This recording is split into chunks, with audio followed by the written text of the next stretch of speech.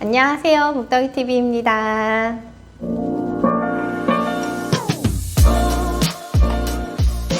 오늘은 저희가 원룸 투룸 중개를 하다 보면 쪼개기 호실을 보게 되는 경우가 있는데, 이렇게 쪼개기 호실 계약을 할 때 어떤 부분들을 주의하셔야 되는지 이야기를 해보려고 해요.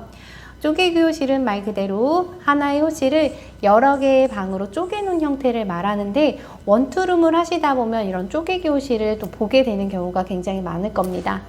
다가구 주택과 다세대 주택의 쪼개기 호실이 있는데, 다가구 주택보다 문제가 되는 경우에는 이 다세대 주택의 쪼개기 호실을 계약을 할 때예요.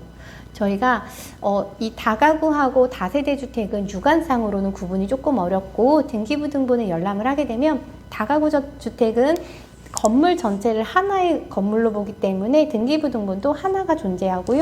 다세대 주택은 개별 호실마다 다 개별 등기가 되어 있기 때문에 등기부등본 열람 시에 각 호실별로 열람을 하실 수가 있어요. 근데 저희가 예를 들어 207호를 계약을 하려고 하는데 등기부등본을 열람을 했더니 건물 등기부만 존재하는 다가구 주택이에요. 그럼 계약서상 그냥 207호라고 명시를 해도 상관이 없어요. 근데 다세대 주택, 개별 등기가 존재하는 다세대 주택을 계약을 하는데 등기부등본을 열람을 했더니 207호가 나오지를 않는 거예요. 206호까지만 있는 거예요.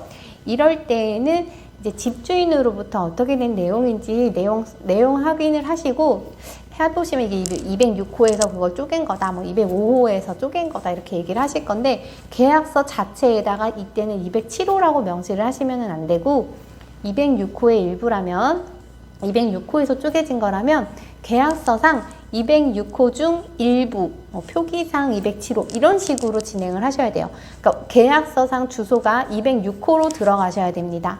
면적 같은 경우에도 206호에 공부상 면적을 넣으시고 그 중에 일부니까 뭐 반으로 쪼개진 것 같은 경우에는 뭐 그 면적을 해서 이제 저희가 계약 면적을 넣어주시면 되시고요.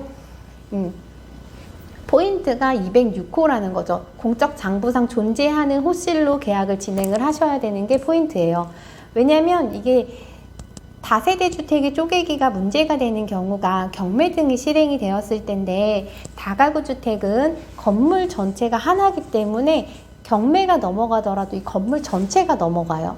이 건물 전체가 넘어가고 여기 낙찰대금에서 전입신고 확정일자 순으로 해서 이제 임차인분들이 배당을 받을 수가 있는데, 다세대 주택 같은 경우에는 호실별로 경매가 넘어가기 때문에 이 호실별 낙찰대금에서 임차인분들이 보증금을 변제 받으셔야 되는 거예요. 근데 207호라는 건 애초에 공보상, 등기상에 전에 존재하지 않는 호실이기 때문에 경매가 실행될 리도 없거니와 경매가 실행될 거기서 받을 수 있는 낙찰대금 자체가 존재를 하지 않습니다. 존재하지 않기 때문에 내가 배당받을 수 있는 금액이 아예 없어요. 그래서 반드시 등기상 존재하는 206호로 계약을 하셔야 되고, 전입신고 또한 206호로 하셔야 돼요.